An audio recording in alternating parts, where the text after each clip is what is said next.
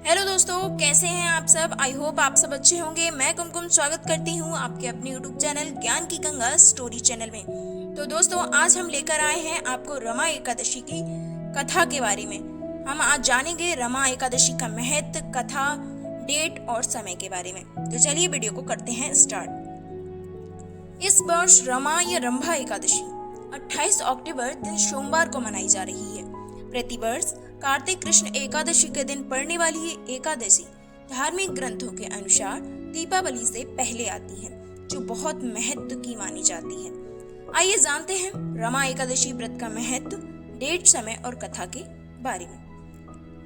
रंभा एकादशी या फिर रमा एकादशी कार्तिक कृष्ण एकादशी का प्रारंभ जो है वो रविवार 27 अक्टूबर को सुबह 5:23 से शुरू होगी तथा 28 अक्टूबर को सुबह 7:50 पर इसका समापन होगा।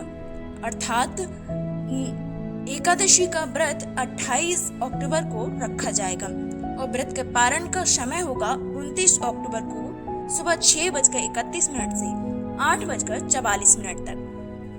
पारण तिथि के दिन द्वादशी समाप्त होने पर समय 10:31 पर शुरू होगा। अब जानते हैं रमा एकादशी का महत्व। धार्मिक मान्यताओं के अनुसार रमा एकादशी भगवान श्री विष्णु की सभी व्रतों में सबसे प्रिय है। रमा एकादशी को पुण्य कार्य के लिए बहुत महत्वपूर्ण दिन माना जाता है। माना जाता है। पद्म पुराण में वर्णन मिलता है कि जो भक्त सच्चे मन से रमा एकादशी का उपवास रखते हैं उन्हें वैकुंठ धाम की प्राप्ति होती है और सभी समस्याओं से मुक्ति मिलती है। कार्तिक का महीना भगवान श्री हरि का बहुत ही प्रिय महीना होता है। इस महीने में भगवान श्री हरि 4 महीने की निद्रा के बाद देव उठनी एकादशी को उठते हैं। तो ये महीना भगवान श्री हरि का अति प्रिय महीना होता है। इस दिन भगवान श्री हरि और माता लक्ष्मी का एक साथ पूजन करने से इसका महत्व और भी बढ़ जाता है। जनमानस में इस पर्व को रंभा एकादशी के नाम से भी जाना जाता है। धार्मिक ग्रंथों के अनुसार ये व्रत वैकुंठ धाम की प्राप्ति दिलाने वाला भी माना जाता है।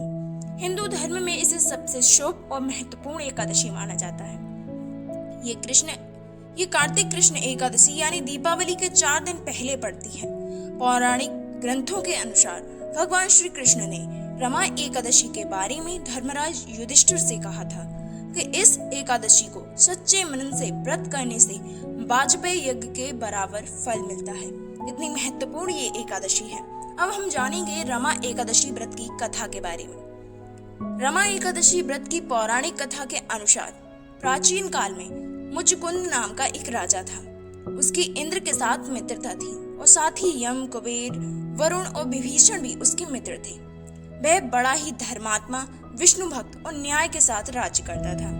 उस राज्य में एक कन्या थी जिसका नाम चंद्रभागा था। उस कन्या का विवाह चंद्रसेन के पुत्र शोभन के साथ हुआ था। एक समय वह शोभन ससुराल आया। उन्हीं दिनों जल्द ही पुण्यदायिनी एकादशी यानी कि रमा एकादशी भी आने वाली थी। जब व्रत का दिन समीप आ गया तो चंद्रभागा के मन में ये सोच उत्पन्न हुआ कि मेरे पति अत्यंत दुर्बल हैं और मेरे पिता की आज्ञा अति कठोर है कि 10वीं को राजा ने ढोल बजवाकर सारे राज्य में ये घोषणा करा दी कि एकादशी को कोई भोजन नहीं करेगा। ढोल की घोषणा सुनते ही शोभन को अत्यधिक चिंता हुई और उसने अपनी पत्नी से कहा कि हे प्रिय, अब क्या करना चाहिए? मैं किसी भी प्रकार भूख सहन नहीं कर सकूंगा।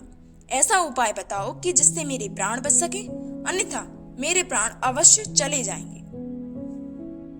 चंद्रभागा कहने लगी कि हे स्वामी, मेरे पिता के राज्य में एकादशी के दिन कोई भी भोजन नहीं करता।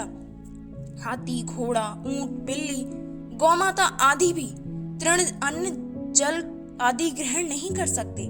फिर मनुष्य का तो कहना ही क्या है। यदि आप भोजन करना चाहते हो तो किसी दूसरे स्थान पर चले जाइए, क्योंकि यदि आप यहीं रहना चाहते हो तो आपको अवश्य व्रत करना पड़ेगा। ऐसा सुनकर शोभन कहने लगा कि हे प्रिय, मैं अवश्य व्रत करूंगा। जो भाग्य में होगा वह देखा जाएगा। इस प्रकार से विचार कर शोभन ने व्रत रख लिया और भूख व प्यास से अत्यंत पीड़ित होने लगा। जब सूर्य नारायण अस्त हो गए और रात्रि को जागरण का समय आया तो वैष्णवों को तो अत्यंत हर्ष देने वाला था, परंतु शोभन के लिए अत्यंत दुखदायी हुआ। प्रातःकाल होते ही शोभन की भूख से प्राण निकल गए। तब राजा ने सुगंधित काष्ठ से उसका दाह संस्कार कराया, परंतु चंद्रभागा ने अपने पिता की आज्ञा से उसके शरीर को दग्ध नहीं किया और शोभन की अंत्येष्टि क्रिया के बाद अपने पिता के घर में रहने लगी।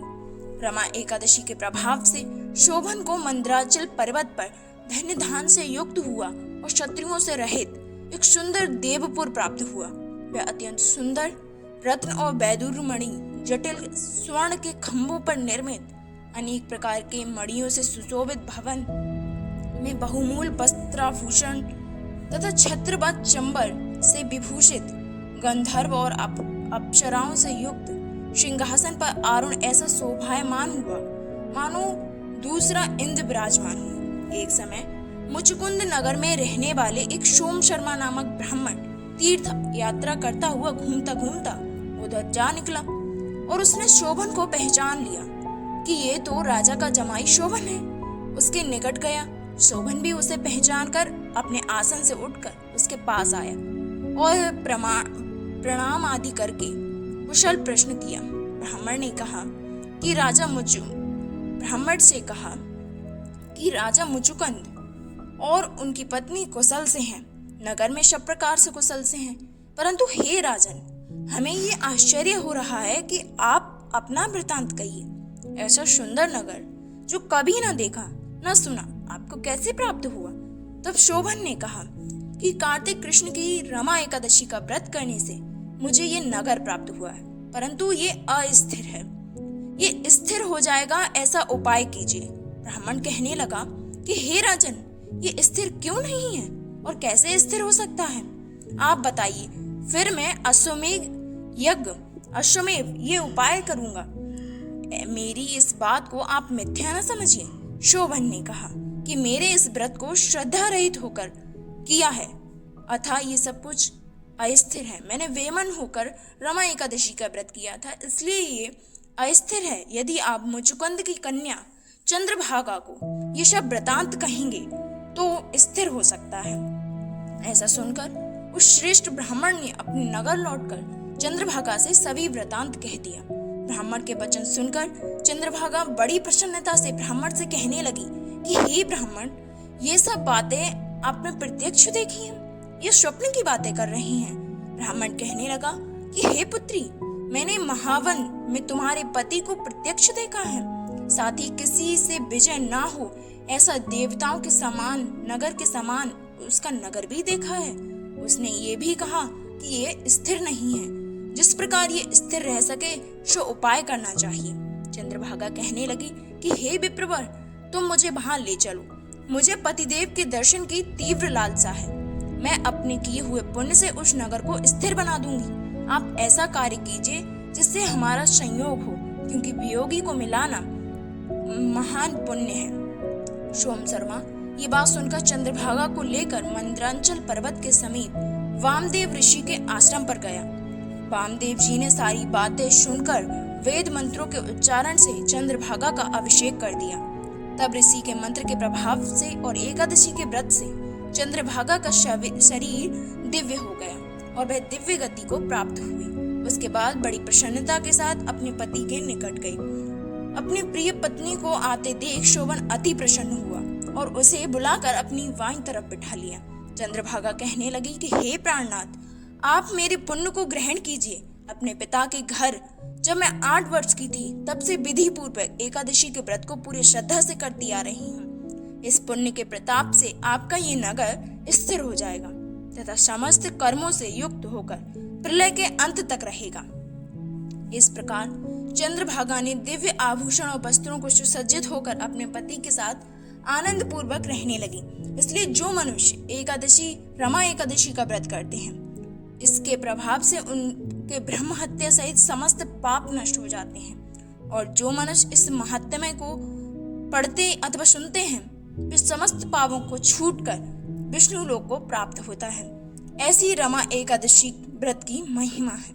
तो दोस्तों, कैसी लगी आपको ये कहानी? आई होप रमा एकादशी की कथा आपको बहुत अच्छी लगी होगी।